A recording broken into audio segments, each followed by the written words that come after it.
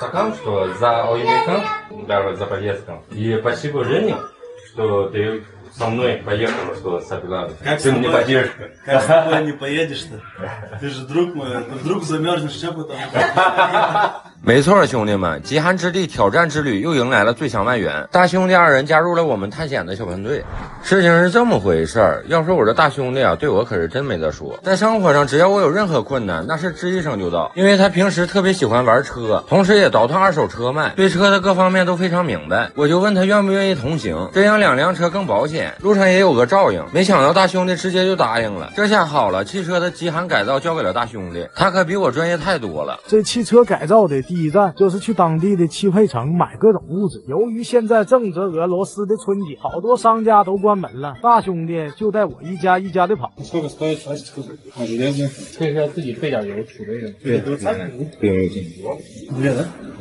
这是买那个刹车油，得买那种高号的，就是防冻的刹车油，要不到那门一动就没刹车了。开车时候这一定要注意。这个是放侧窗上的，侧窗上也整个2层玻璃，到时候省着有哈气。小帮手，他兄弟和他儿子真铁，到哪儿都带着。这布是干啥的？保暖的就是把发动机这块下啊。我们来买这个风挡玻璃的，就是单层的风挡玻璃不行，到那边上霜啥都做不着。然后再买一个风挡玻璃，就2个风挡玻璃加在一起，对，然后这样子中间是正层的，不上霜。就跟小时候咱们坐那个大客车似的，它都会加2层。对对对。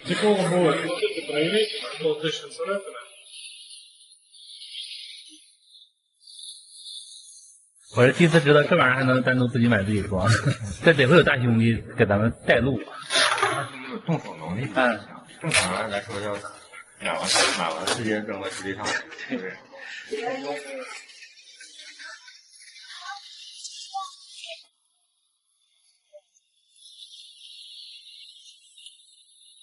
这和大兄弟兜转了一天，终于是把需要的东西采购的差不多了。买了一堆马切道材料，这是上了。不是的，这是车前脸那一块的保温材料。这些在咱们东北都未必能用得上。对，东北可能用上。零下30多度正常，没问题。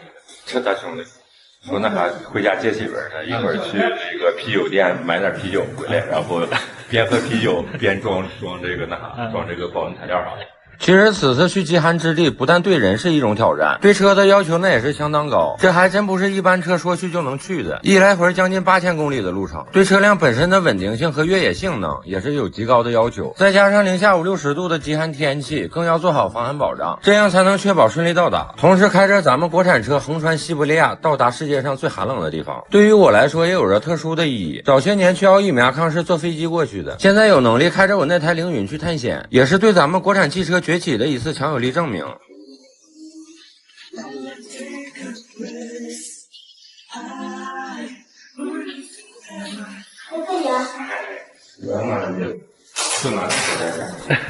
你这多少有点土法炼钢的感觉。他们俄罗斯这边都这么整，我看过其他的那个视频什么的也都是就网上那种去的地方。对对对，在我的认知里是挺狂野的。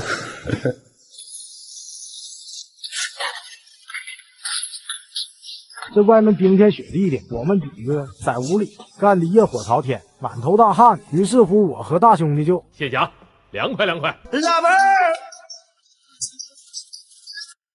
不好意思，放错歌了。一层胶带，然后再贴一层黑胶带，就是怕这个到时候冻裂了。这黑胶带比较结实一点。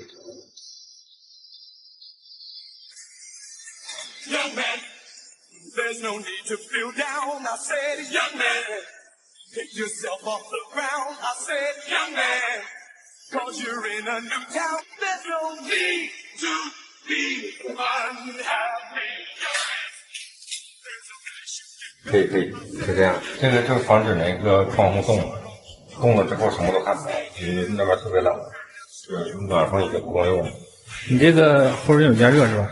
对，后视镜有加热。这啤酒得供上啊，必须得，小酒必须不能断。这酒喝的越多，补钙越好。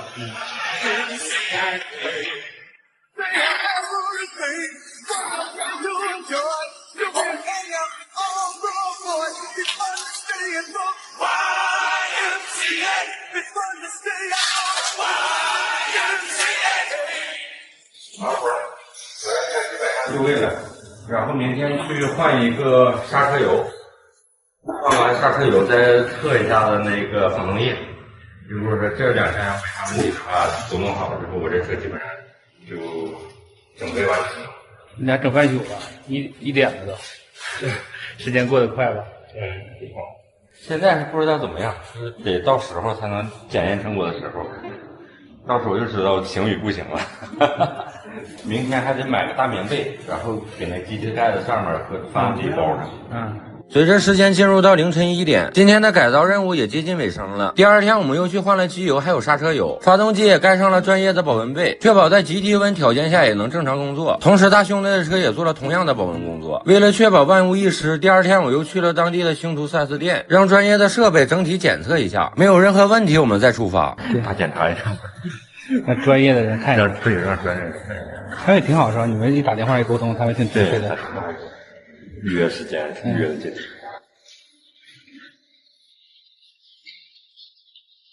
对，俄罗斯人还是有钱的。就这个车在俄罗斯，折合人民币卖38万左右，30多万对，38万，卖的还挺好的。В целом должно быть все в порядке, да. Единственное, ну, могут, подвеска может замерзнуть, то есть слетит даже против этого. Завтра замерзнет и... Они поутомляются, все нормально будет с ними, но просто будет эффект, что они будут случайно плавать. Это нормально. 在店员给车做了个全方位的检查后，也表示没啥问题，我们这才放下心来。收费了吗？没收费，行吧，还挺好，免费给看了一下，还洗个车。给洗个车。就是咋说，正常来说的话，我们整这一些都应该没问题的，就是心里不放心嘛，过来再让他确认一下。走吧，这回消停了，明天出发。这把车的问题解决了，物资也都准备好了，我们就可以安心出发了。在出发前，我的几个好兄弟也是前来给我送行，又再陪我撸上几串，喝上几杯。大沙也为我们准备了水饺，预祝此次行程一帆风顺。要不对我喊你，人家多少个？别接说毛选。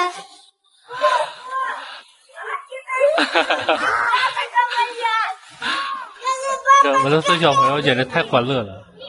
我儿子在杭州出门吹个风都怕凉着，这直接倒大雪河里。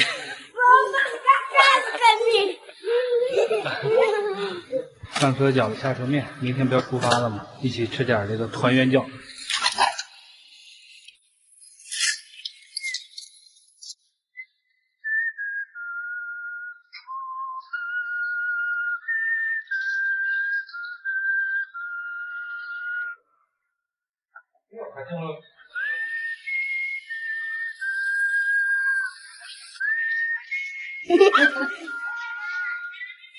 Давайте, ребята, спасибо, сегодня у вас он приехал. И этого стакан, что за Олимпиком, даже за поездком. И спасибо Жене, что ты со мной поехал, что всегда, ну как, Олимпиком. Всем не поддержка. Как с тобой не поедешь-то? Ты же друг мой, ты вдруг замерзнешь, что потом? Спасибо. За поездку. Вашим объяснением, катастроф, если один традицион, если тебе далеко уезжаем, обязательно пельмени покушать. Да. И как-то с вагнешатин и лапша обязательно. Да. Давай.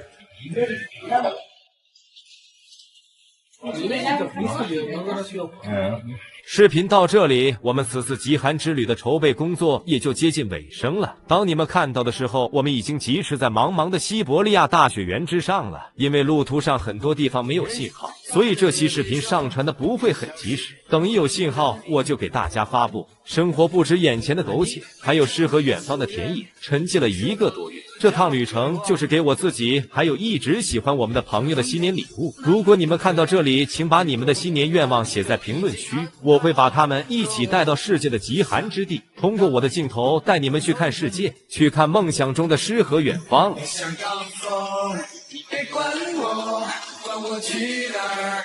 合同版点亮篝火等极光，等不到也很快乐，不再计划内的光，再值得我勇敢的前往。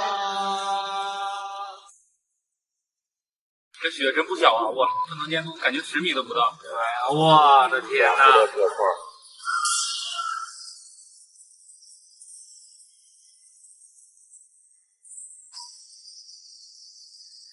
我感觉咱们现在经历的就是我看功夫电影的那种情节，这个车都已经被这个雪凝住了。这在西伯利亚荒野狂奔1000多公里，直奔世界上最冷的极寒之地，是一种什么样的体验呢？事情是这么回事儿，经过3天的精密筹备，我们的探险小分队今天终于是要正式出发了。目标是4000公里外的人类最冷定居点奥伊米亚康。这次我们选择的出发时间也是非常特殊，不是早晨，不是中午，也不是晚上，而是半夜。没错，你没听错，就是半夜。现在是晚上10点，俄罗斯人这办事就是嘁哩咔嚓，说走就走。白天热年有事儿，然后本来可以第2天走，然后他说今天晚上就出发。又来一个极限空间管理大师，大兄弟还给做了保暖措施，他俩还是比较随便的，这一会儿一扔就好了。对我大兄弟而言，其他的都能随便，但有一样东西不行，那是必须得带上。Музыку слушаю. 我现在你换单行吗？Первую очередь. 他们说要带音响，我说为啥带音响啊？他说到那边人喝酒啥的跳舞。我说他没地方吃的，我说你得先把东西先放里面，然后这最后一个放音响，有地方放音响。他说不对，第一位置就是先放音响。等我们收拾好装备行李，检查完车辆，就可以正式出发了。不过在出发前，大兄弟还有一些东西在他老爹那里，所以我们就过去取一趟。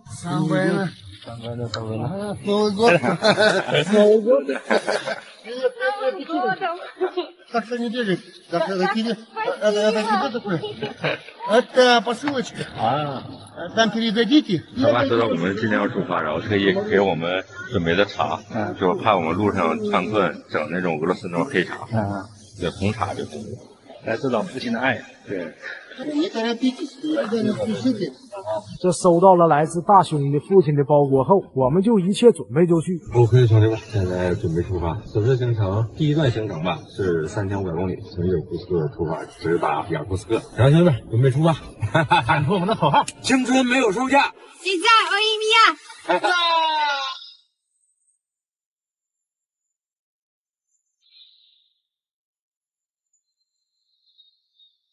这雪真不小啊！这能见度感觉10米都不到。考验男司机的时候到了，要不雪地摩托。吹起航号角，海浪欢笑，爱也是相当。 OK， 兄弟们，现在下雪了，所以我们在路上特别好看，无人机给大家飞的。这块不能，还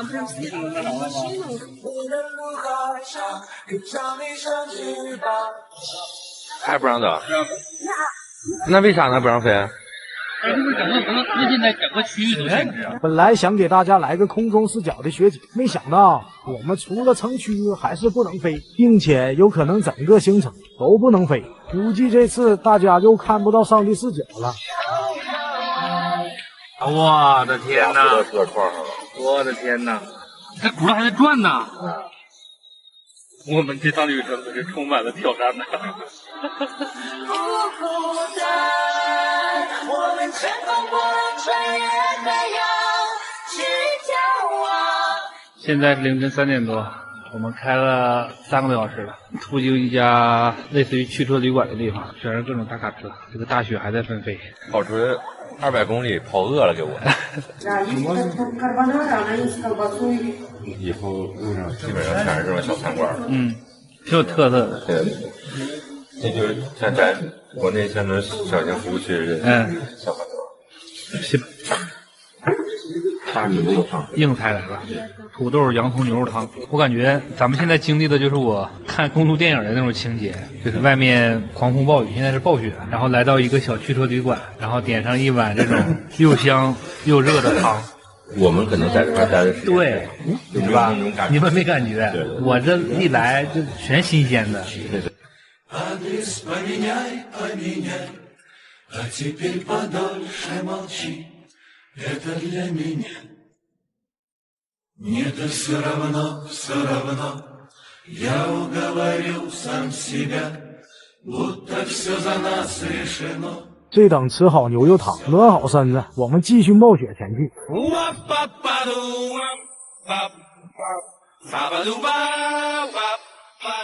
现在是早上的8点钟，然后我们开始加第二日酱油，已经过了一个大城市了，然后再往下越来越冷，这样能感觉到还行省油，酱油跑了就小600公里了，差不多。加完油之后，我就开始睡觉了。因为我们3个司机嘛，大兄弟的弟弟，3个人开2辆车轮班的。这个是俄罗斯的神车，原型追溯到2战时期的运兵车，到处都可见。太冷了，冻得我都不会说话了。这个车都已经被这个雪凝住了。到这边手我就拿出了一会儿，现在已经冻得有点拿不住了。我要上车了，我们马上要出发了。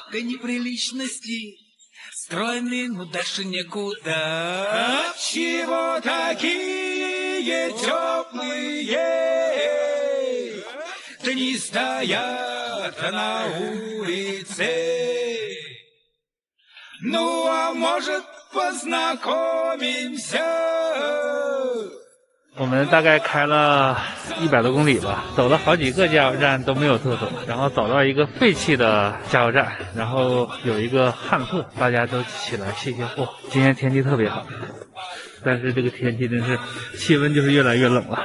一只小野狗，大家给它送点吃的，给大家看看我们这一宿这车造成啥样了，相当的狼狈，车牌都堵住了。这卸完货，我们继续前进。随着我们越来越靠近北边，能明显感觉到外面风景的变化和气温的降低。而在不知不觉中，我们已经开了将近1000公里的路程了，并且也到了我和大兄弟换班的时候。睡怎样？刚刚好，睡了300多公里。然后睡醒了之后，我说不行，饿了，一顿让他，我说你找个地方吃饭，找个地方吃饭，他就不听。这家从昨天3点到现在就吃了一个士力架，是不是？太能挺了，这是第几枪油了？第3枪油。到赤塔还有160多公里。行，我觉得你这辆车挺抗造，哐哐磕。但是也挺抗造。我这装备已经搞上了，要不然现在出的有点太冷。现在外面大概是零下20多度。给大家看看我们现在到的这个加油站，这个外面的景色，就是这个西伯利亚，给人的感觉特别的有意思。你开一会儿是原始森林，开一会儿就是一望无际的大草原。现在我们在这个地方就是一望无际的大草原，一棵树都没有，全是草。来，师傅注意好，继续上线。就是咱们这一趟行程怎么说，人歇车不歇，因为确实太远了。要是近的地方，咱该休息歇；太远了，咱也刚刚。要不然你走过去好多天，到家过年了。对，到家过年了。Стужу развею я, чтобы оттаяли。随着时间接近傍晚，大家也是非常的疲惫了，需要及时补充能量。正好大兄弟的叔叔在这边生活，而且大兄弟正好也有东西要带给他叔，所以他叔叔也是热情的招待了我们一行人。这是他爸爸的朋友，好像是他爸爸朋友还是他家亲戚，就在贝加尔湖的拿点鱼，然后交换点礼物，拿了一瓶白酒，然后说是让我们去那个奥伊米亚看再喝。车已经那啥了，车已经吃饱了，咱人该吃。环境挺不错呀，这个餐馆挺好的，估计是当地最出名的吧？啊，没准。你看，哦，估计是这个村的。对，应该这个村是对。可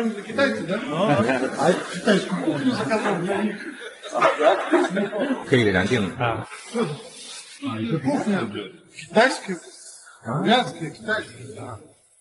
有布里亚特的餐厅，还有中国的餐厅，就是和平美食。адаптированное для русских. Ну да. Как в Манчжурии. Ресторан китайский, а блюдо... Они переделали, что ли? Да, а китайцы, они в своих другие блюда.那的，我听懂满洲里了。对，他说那个就是这已经改良过的中餐啊就是专门为俄罗斯人而制作的这种中餐，明白了，和咱们正宗的中餐还不一样。挺厉害，这餐厅挺大的，对呀挺好的，感觉十几八村都来吃了。对对对。这大爷聊啥呢？聊那个满洲里呢，他就是这个城市离满洲里比较近了嘛，他比较了解满洲里工作。然后我们聊了一下满洲里那边的一个情况，他说那个满洲里有套娃广场，有个大套娃，说5星级酒店特别好。这个菜，东北大凉菜。对。咱到次塔还有人招待咱中餐，还是俄罗斯人招待咱。锅包肉，那排骨。我知道那边那个锅包肉，我们要开灶了，尝尝这俄罗斯改良版的东北菜。啥口味？这汁儿不错，但是肉挺硬的，不是那个肉。随着用餐的结束，我们也要和这位萍水相逢的可爱老同志告别。这位老同志也是非常热情的招呼我，一起合照。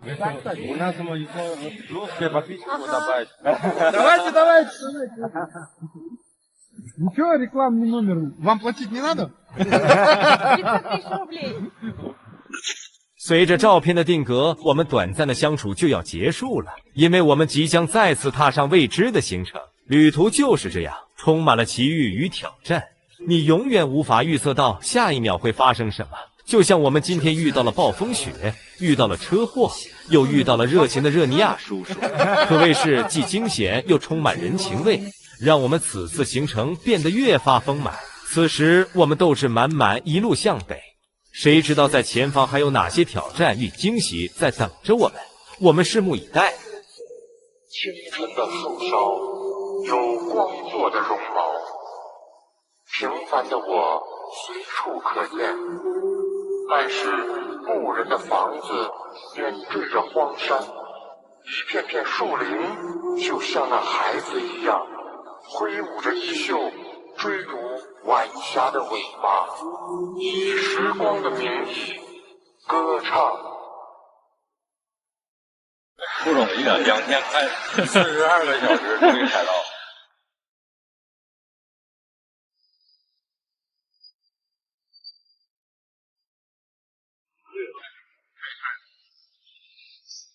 我这手已经开始麻木了，这刚才小小西伯利亚拿下呢。在与大叔分别后，我们踏着告别的晚霞再次出发，继续穿梭在西伯利亚大平原，一切都十分顺利，天气温暖的似乎和我们此次极寒之旅唱着反调，最低气温也就20来度，路上也没有多少积雪，远处的夕阳仿佛在说：“小子，白来了吧，给你一个温暖的西伯利亚。”这样的嘲讽直接延续到凌晨3点，一切都开始变了。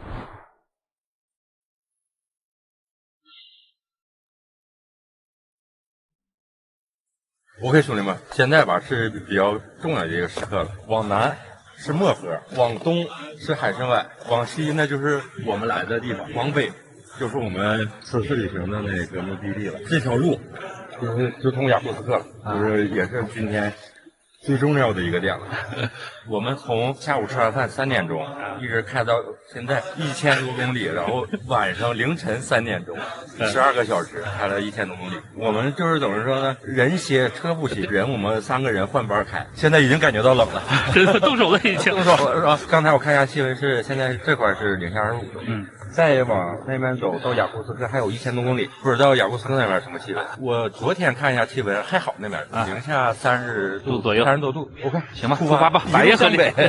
为了尽快到达此次行程的第一站雅库茨克，我们采取了人歇车不歇的策略。不严谨的计算，我们此次行程已经行驶了27个小时。又到了我该休息的时候，有人娘和他弟弟继续带我们在黑夜里前行，直到早晨5点从朦胧的睡梦中醒来。我发现一切开始变得不一样，能见度低，刮着冒烟雪，那个熟悉的西伯利亚又回来了。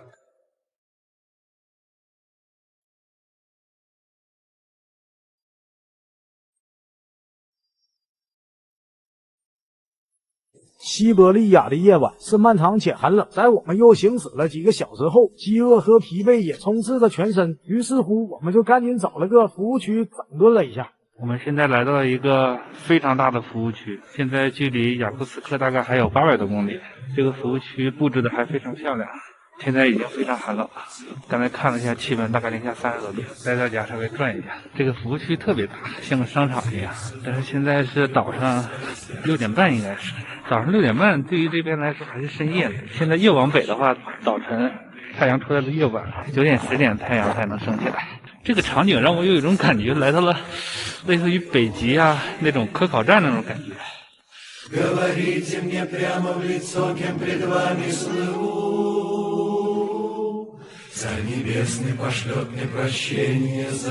有个饭馆，然后8点钟开门，现在已经8点。我现在已经在外面待10分钟了，我这手已经开始麻木了。就刚才小西伯利亚拿下呢，这一到地方，现在离好像还有800公里。你看现在树已经变样了吧？对，也现在黑天拍不太出来。树已经都被冰雪覆盖住了，相机拿出来5分钟，那画面就开始卡顿了。对，大家看看吧，这就是在外面待10分钟后的样子。这边现在可能才零下20-30度，30多度吧，这已经刺得眼睛疼了。挑战还是不容易啊！在我们坐车里又等了一会儿，这服务区的早餐店终于是开门了，我们也能吃上一口热乎的了。有豆腐脑吧？豆腐脑。这个豆腐脑只是顶级配置的有吧？都是生猛的俄式早餐，大肉饼、大肉丸、大鸡腿。这大家简单体验一下，这个汤啥都有，有鸡肉，有土豆，还有燕麦，还有西红柿，味道感觉和那个红菜汤稍微有一点点像。然后这是土豆和大肉饼，土豆挺好吃的，但是凉的。这个大肉饼也挺好吃的，但都是凉的。刚做好的，不知道为啥都是凉的。咱5个人一共多少钱？1466。100块钱？100块钱，那不贵啊！100块钱真不贵，一人高25。我这个没算钱，司机免费。他们说的谁点的最多，谁就司机。那挺好。那4个人就25一餐呗。对。吃饱喝足后，我们继续踏上行程。随着时间向后推移，太阳终于升起来了，久未露面的北京风光终于彻底呈现在我们的眼前。没错，这就是我们梦想中的极寒之地。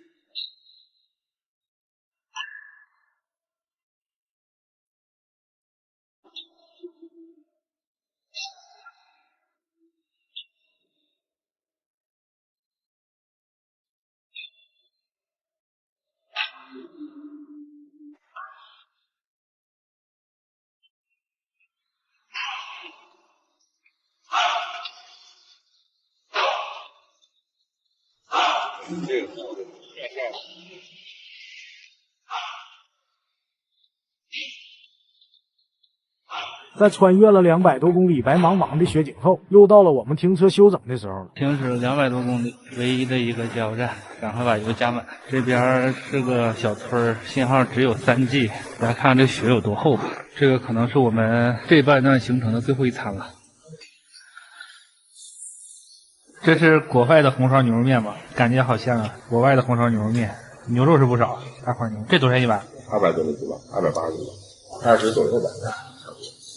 正常价格吧，也不贵也不便宜。这算是旅游那啥了。吃完这个还有400公里，直接一路北上，直达雅库茨克。到达雅库茨克估计就晚上了。这边的天非常漂亮，你看现在已经刚是中午不到12点，已经马上天黑了。因为这边冬天黑天特别早，估计再有3个小时就黑天了。这房子上这个雪也非常漂亮，就咱们东北雪乡的感觉。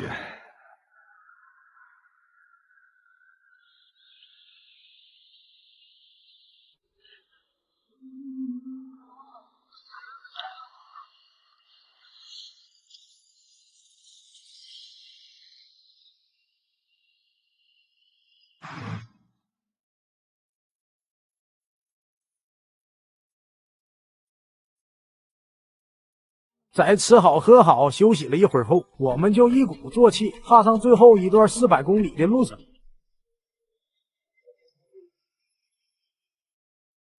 这应该就是我刚才看到那个挂咱国产车，应该是奇瑞。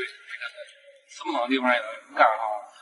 说说咱现在国产车销往世界各地，世界上最寒冷的地方都有，大法统。啊，是，开瑞。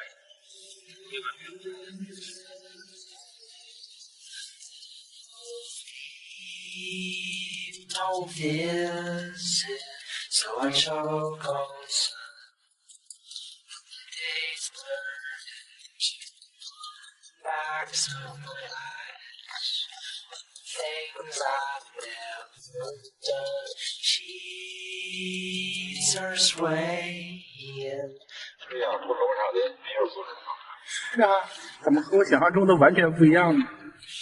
我想象中雅库斯的那种就是几个小平房，整个小破市场，结果这高楼大厦了，我天哪！但是感觉这个寒冷程度的确是比耶鲁库要寒冷，到处上所有的树啊全挂白了，地走全是这种，地下全是这种雪烟。今天气温可能对30多度，还没有那么特别冷。今天在这算暖冬了。对对对，要是特别冷的时候，上次我就这种车的，基本上能见度特别特别清。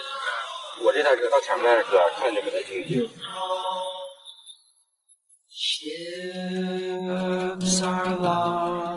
一往无前，雅库行，拨开云雾见光明。历经2个日夜的不停奔波，我们终于到达了我们的第一个目的地——雅库茨克。我们到了，莎莎订了一个酒店，我看着怎么瞅啊，像中国饭店的，还有大福字、大福灯笼。咱们赶到了，不容易的，2天开42个小时终于开到了。感觉咋样，南师傅？累的。但是一开始我过来的时候啊，我还挺担心这辆车，但是经过这一套的洗礼，感觉还可以，操控性啥的还蛮好的，动力也够用。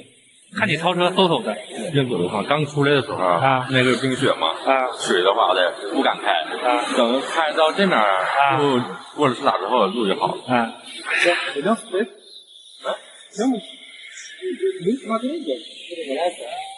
行，我们仨一屋，晚上我折磨他俩。全程接近3500公里，总耗时42个小时，人歇车不停。我的这台凌云也是第一次和我出这么远的门，翻雪山、过草地、跨平原。在历经千辛万苦后，我们终于是来到了此次旅程的第一个重要节点，到达冰城雅库斯克。在此，我们将暂作休整2天，体验一下这座冰城的魅力，然后调整好精神，继续向此次旅程的终点——世界最冷人类定居点奥伊米亚康进发。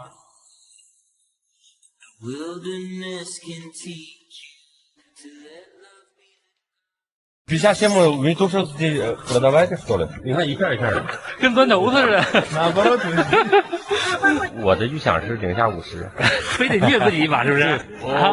你看多大？我说要不咱们整个10条8条大鱼带回国抽了。这在零下70度的城市生活1天是一种什么样的体验呢？事情是这么回事儿，这不经过了3、4天的彻夜狂奔，我们终于来到了此次行程最重要的一个补给点——雅库斯克。这里可以算得上俄罗斯最冷的城市了。1月份平均气温接近零下40度，极端的时候都能达到零下60、70度。这是什么概念？就拿家庭里面的冰箱来举例，一般也就零下18度，这比冰箱还要低50度。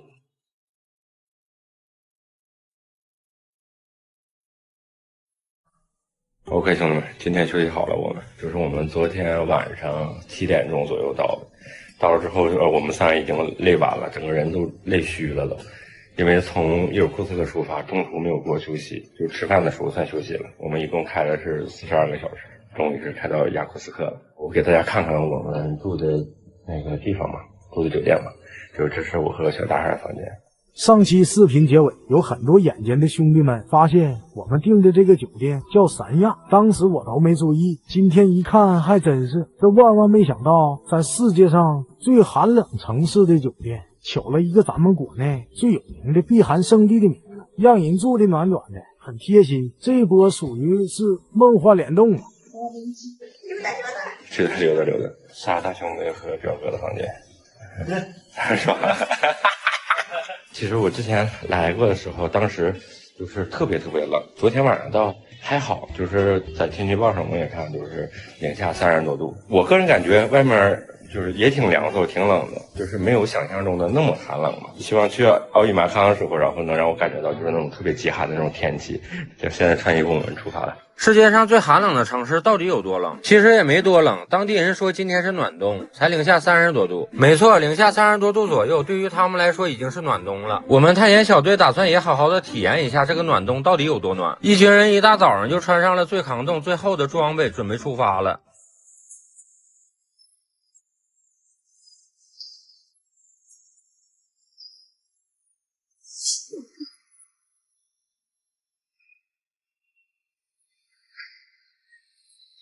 雅库斯克是哈萨共和国的首府，整个城市也就30万人，可能还不如咱们国内一个县城的人口多。但是为了应对极寒天气，这里的人可是下足了功夫。由于这里的经纬度比较高，马上接近北极圈了，所以这边冬天白天极短，早上9、10点太阳升起来，下午3点就落了。一年基本2/3的时候都是冬天。由于天气寒冷，所以基本上没有什么作物能够生长，所以当地人喜欢把鱼类和肉类当做主要的食物来源，像是牛肉、马肉、鹿肉、兔肉等都是他们餐桌上必不可少的美食。所以第一站我们就来到了当地的小市场，看看零下几十度的情况下市场里都有啥。好像有大牛肉什么的，牛肉然后马肉什么的，就这么在那冻的，鱼就这么立下来往这售卖。这是鱼吗？这是尚方宝剑。尚方宝剑，看过周星驰的电影吗？拿咸鱼。对。这是大野鸭子吗？好像是，这块是在国外啊，这对合法的人。然后你看，谁说俄罗斯他们不吃猪蹄儿，也吃猪蹄儿，妈这200卢布，200卢布1公斤，太便宜了，7块钱1斤属于。国内这猪蹄子过年疯抢的，对，贵了。你看这三文鱼就这么切片儿，啊，这是啥肉啊？这个就是牛肉啥的。我的妈！冻完之后，哗拿那个锯，哗就拉下来，你看一片一片的，跟砖头似的。对，就是大砖头子，肉都是用菜这么卖的。不得不说，这高7强成我不欺呀！这冻鱼冻肉，别说拿来当武器了，就是拿去开核桃钉钉，都绰绰有余了。那个大狗鱼，这个啊，这得多长啊？感觉快到1米了。对，можно я видите？Наоборот. Further home. Was nicht Holland？ 这个大姨好可爱啊！这大妈挺好啊，挺善谈，面善，对，善良，温和善良。一般就是寒冷的地区，就比较彪悍、比较凶悍的那种。那年等回伊尔库要买几条大鱼，冻的大鱼，开始问怎么去包才能换，特别讲究。啊。Хотели сюда попробуем молотно. Обычно сколько температура здесь? 57. Ого. 57 вы тоже здесь продаваете, что ли? Да. Молодец. 由于这里只是我们的暂时落脚点，后续还有很长的路要赶，带着这些大鱼也不方便，所以大兄弟只能等返程的时候再买了。而我们是直接回国，那更是带不了。鲜肉店很少，这种冻肉啊，你看他啥也卖，什么肠子、什么内脏啥的，大肠，他们也都吃的血肠，我的干嘛呀？赶上回国了似的血肠。给大家看一下这个市场多少人卖鱼的，全是尚方宝剑吧，各种各样的鱼，全是卖鱼的。我们刚下车，脸上就冻一层，可想这些大鱼们在这待一天。必须得捂得厚一点，我已经放弃我的眼镜了，是吧？根本看不着。我的预想是零下50，非得虐自己一把，是不是？非要虐自己一把，为啥7、8千公里过来就想虐自己一把？必须难受一把，越难受越爽。哦，你看多大啊！这不是野兔了，这不是家养的野兔，2500卢布一个，100多块钱一个。Hello， 给大家看看这边手机都什么品牌。苹果、华为、小米、荣耀、传音，这个不认识。这边是三星，中国品牌占4或5个。我们因为马上要回国了，这个鱼今天不买了，因为过海关啥这种过不去，要不然我们也买点。我之前说呢，我说要不咱们整个10条8条大鱼带回国抽了。对呀。后来一查好像是带不过去，大家看看就好。这个小市场看完，接下来去哪？我算半个导游了吧？之前我来过是吧？然后带你们进市区看看。它这市区有一条街，就比较古老的一条街，溜达溜达，然后再去看看人文，然后看看它的楼的建筑。它这边建筑特别有意思，就所有的楼基本上都没有一层，直接你入住直接是2层起步。在这么寒冷的城市里面生活，当地人有特殊的小妙招，因为是永久冻土层，像是各种输热管道都是外露的，在城市的各个角落都能看到这个。毕竟这里冬季一般都是零下几十度，取暖是个相当重要的话题。另外，这里的房子普遍都会有很鲜艳的颜色，不像咱们国内白色为主，因为在冬天整个城市都是一片白色，色彩的建筑会更加明显突出。在这里，大多数建筑都是腾空的，一楼基本上就是几根柱子作为支撑，应对严寒。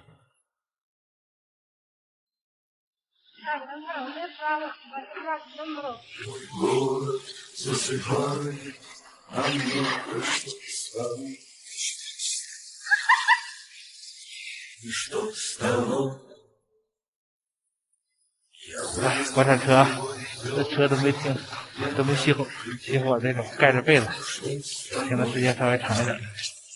这边开车是真麻烦的。忘了你，给我上个小节目。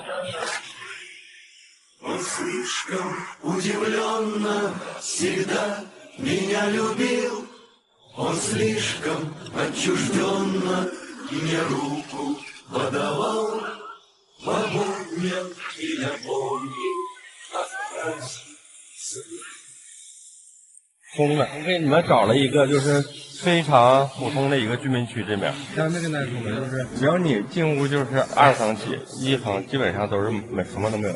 都没有。你看这全是铁窗的围着，就怕小孩啥进去的，是里面全是空的，就是那水泥柱子支撑整栋楼。对面也是。对面的全基本上全是，它这个城市里面基本上全是这样。这边其实来这边房子就看这边建筑什么挺有意思的。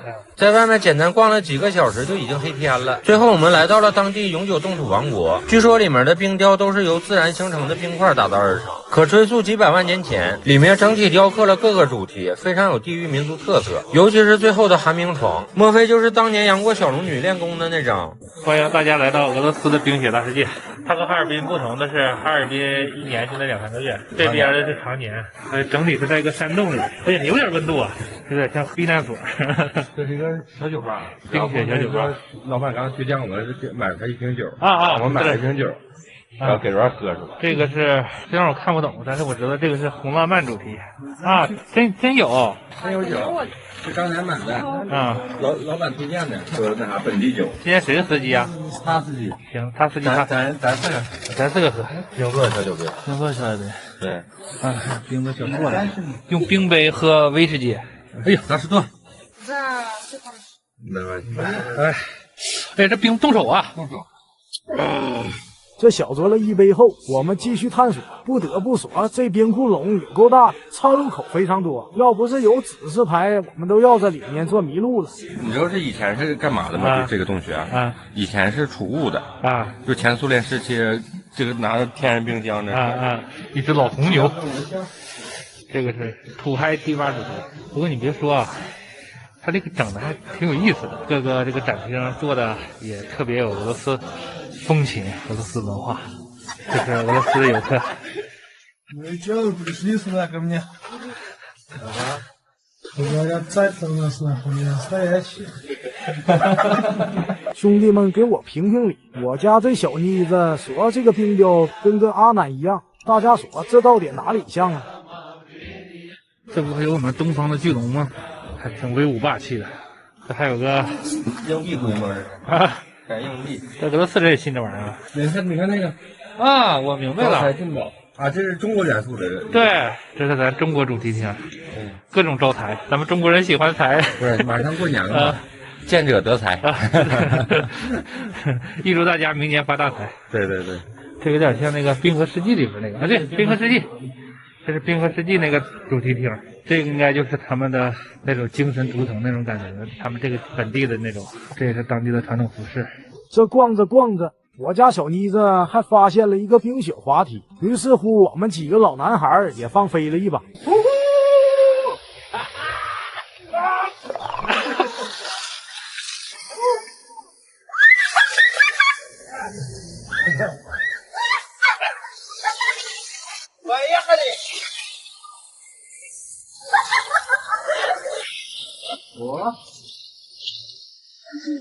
因为这边主题房间太多了，时间原因也不给大家一一介绍了。这最后参观的一个房间，也是表哥在网上看到后就心心念念想来看一下的房间。这终于找到这个地方了。当年杨过和小龙女就是在这儿练的玉女心经的。刚才说谁？杨过、小龙女。嘿，哈，可以了，走了。这就是千年寒冰床，给大家看看实物啊。他铺了个毯子，人家当时没住毯子。这就结束了吧？门票一个人多少钱？5个人，咱5个人3000多块，40多块钱。对，好了，这一趟旅途结束了，40多块钱，大家觉得值不值？还挺有意思的。由于我们此次行程比较短，不能更深入体验这个城市的魅力，但让我感到最深的就是当地人的乐观友善。他们并没有因为寒冷的天气变得粗放狂野，相反，每个人都会露出和善的笑容，对人也非常友好。就算是零下几十度，他们也没放弃对生活的热爱。路上的穿貂大姨缓缓走过，广场里大人和小孩玩得十分欢乐，这就是他们的真实生活。